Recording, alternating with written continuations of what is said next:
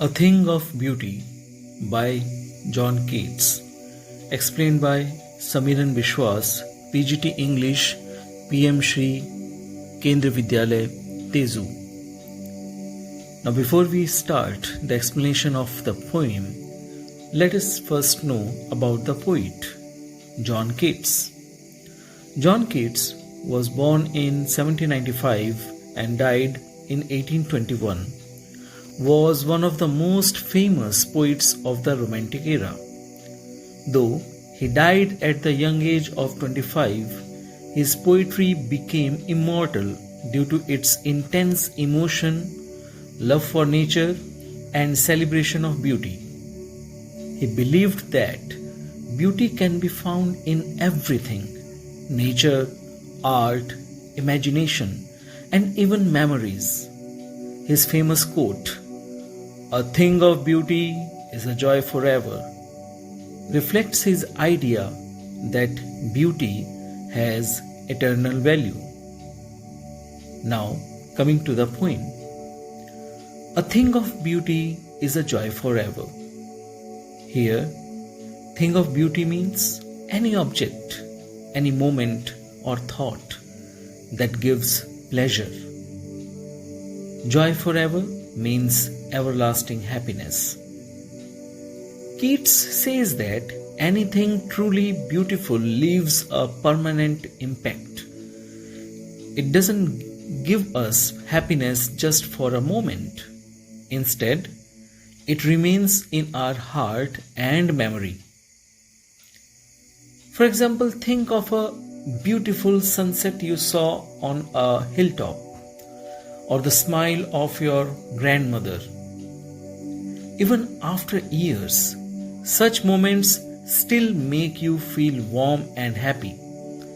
That's the kind of beauty Keats is talking about. Coming to line 2 and 3, its loveliness increases. It will never pass into nothingness. Loveliness means charm or beauty. Pass into nothingness means fade away or disappear. The beauty of certain things grows stronger in our minds with time. They don't lose value. Instead, we cherish them more and more. For example, a poem, a song, or a childhood memory. The more we revisit it, the more precious it becomes. Unlike material things that break or get lost, these beautiful memories stay alive. Going to next lines. But still we'll keep a bower quiet for us, and a sleep full of sweet dreams and health and quiet breathing. Now, what does bower mean? Bower means a leafy shelter or peaceful place. Quiet breathing, it signifies calmness, peace of mind. In these lines, the poet says that beautiful things are like a calm shelter, like a bower that provides mental peace and emotional rest. They help us sleep peacefully and improve our overall well-being. Say, for example, after a very stressful day, walking in a garden, listening to a soft melody, or reading a poem brings relaxation. Beauty in such forms becomes your personal bower. Coming to next lines. Therefore, on every morrow are we reading a flowery band to bind us to the earth. In these lines, morrow means the next day. Wreathing, it means making a garland. bind us to the earth. It signifies keep us connected to life. Here earth symbolizes the life. Now, what does these lines signifies? They signifies that every day we unknowingly gather small moments of beauty that make life worth living, like weaving a garland. These little joys tie us to the world with hope. For example, a kind word from a friend, a laugh with family, or seeing a bird at sunrise. These tiny flowers, these tiny moments create a chain or garland that keeps us grounded and grateful to be alive. Coming to next lines. Spite of despondence, of the inhuman dearth, of noble natures, of the gloomy days. What does despondence means? Despondence means hopelessness. Inhuman dearth of noble natures? It means lack of good people. Dearth, kami hona. Noble natures, this term signifies people, kind people. Gloomy days means sad or depressing times. Keats here admits that life isn't always perfect. We face sadness, we face cruelty and disappointment. Good people are rare, and many days feel dark and joyless. For example, in today's world too, we see wars, poverty, betrayals. But even amidst this, a beautiful sunrise, a child's laughter, or an inspiring story can still lift our spirits. Coming to next lines. Of all the unhealthy and over-darkened ways made for our searching. What does unhealthy ways mean? It means negative or harmful paths. Over-darkened means overly dark. Searching.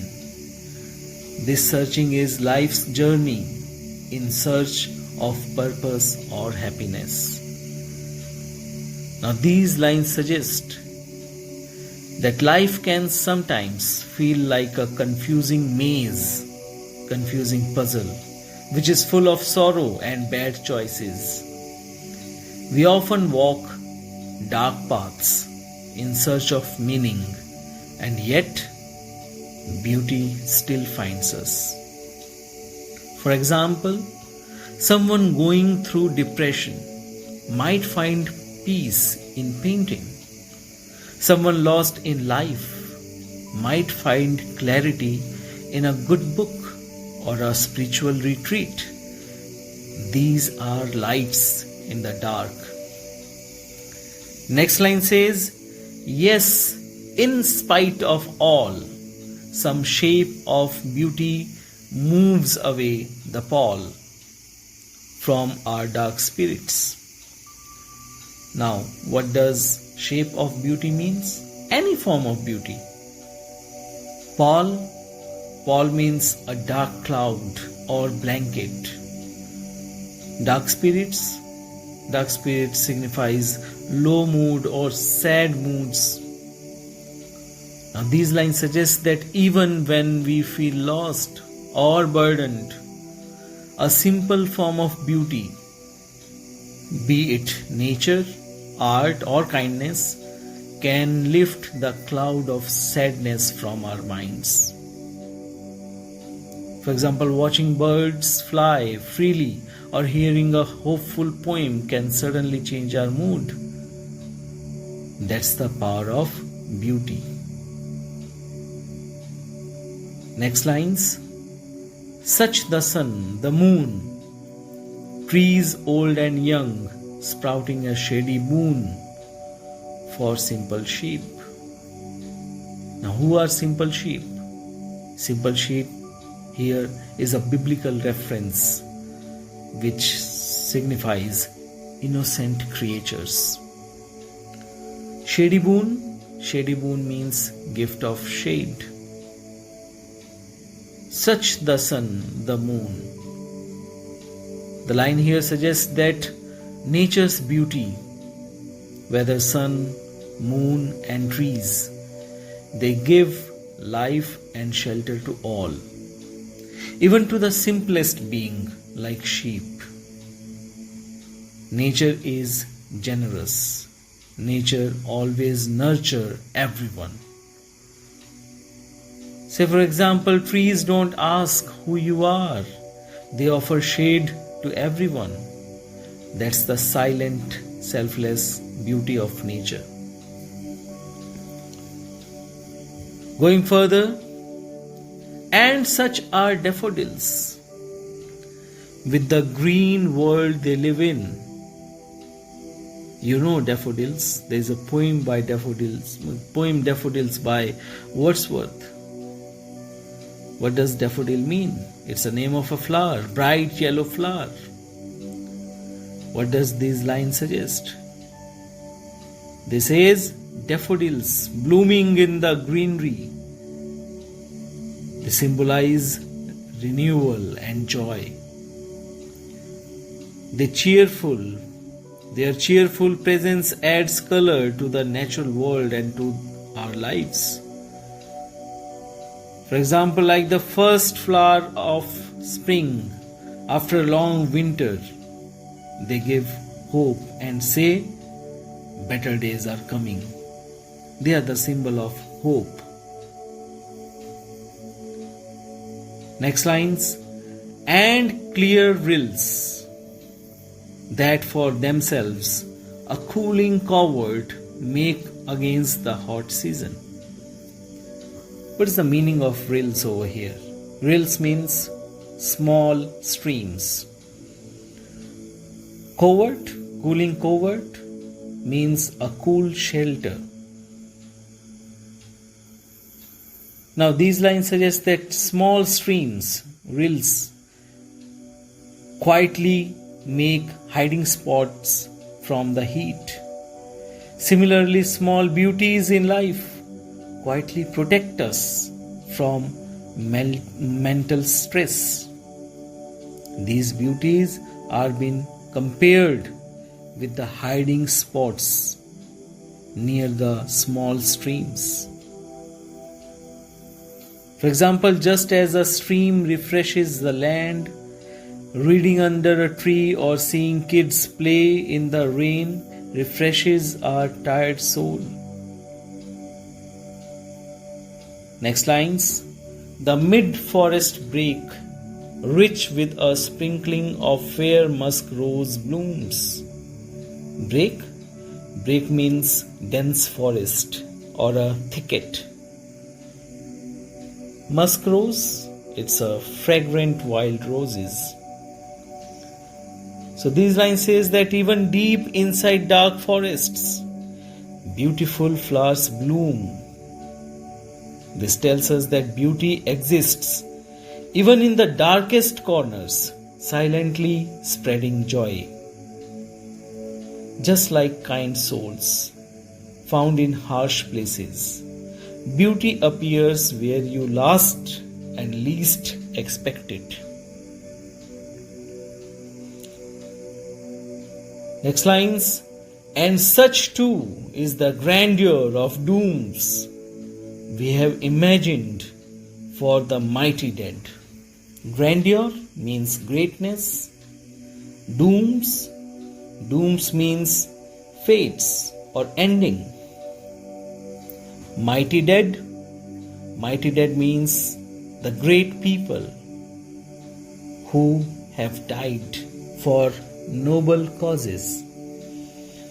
Now the poet refers to the imagined afterlife or legacy of great soul. We find comfort and inspiration in how we remember their lives.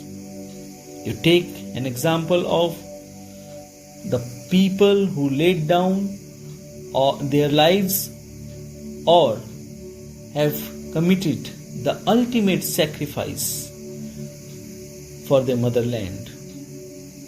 Bhagat Singh, Netaji Subhash Bose, Khudiram Bose, Satyendra Bose, freedom fighters like them. We feel so much proud and comfort when we remember these great people. We speak of Gandhi or we speak of Swami Vivekananda not with sadness but with honor. Their legacies inspire generations, and that's another form of beauty. Next line. All lovely tales that we have heard or read. Lovely tales means inspiring or beautiful stories. The stories from mythology, history, and literature. Tales of love, sacrifices, or courage also feeds our soul. For example, epics like the Ramayana or tales of freedom fighters remind us of deeper values. They are beauty in the form of stories. Next line. An endless fountain of immortal drink. Endless fountain means a never-ending source or any spring. Immortal drink means a divine or eternal liquid that nourishes the soul. Now Keats here compares beauty to a heavenly, ever-flowing source of joy that quenches our inner thirst for peace, inspiration, and emotional sustenance. Just as water keeps us alive physically, beauty nourishes our spirit endlessly. It is like nectar for the soul, which is never running dry, always refreshing. Whether it's a memory, a story, a flower, or a sunrise, each moment of beauty is a sip of eternal happiness, something that never truly fades. Next line. Pouring onto us from the heaven's brink. Heaven's brink means the edge or the border of heaven. And here it is a symbolic of a divine origin. Now, beauty is not just earthly, it is heaven sent. With divine power and purity, it flows into our lives like a blessing from above. Our poet John Keats ends the poem with a powerful image that beauty is not something we create, it is a gift from heaven. Like rain from the sky, it constantly flows into our lives, helping us overcome sadness, fear, and pain. It connects us to the divine, reminding us that no matter how harsh life becomes, there is always something beautiful being poured into our souls, quietly, lovingly, and endlessly. After the poem, now what is the final takeaway for us? The final takeaway is that beauty is not just seen, it is felt. It heals, comforts, inspires, and uplifts. Whether in nature, in stories, or in noble lives. Beauty is the divine language of joy that speaks directly to our heart. So here ends the explanation of this poem. I hope you understood well. In case of any doubt, read it again and listen to this audio in repetition. Thank you.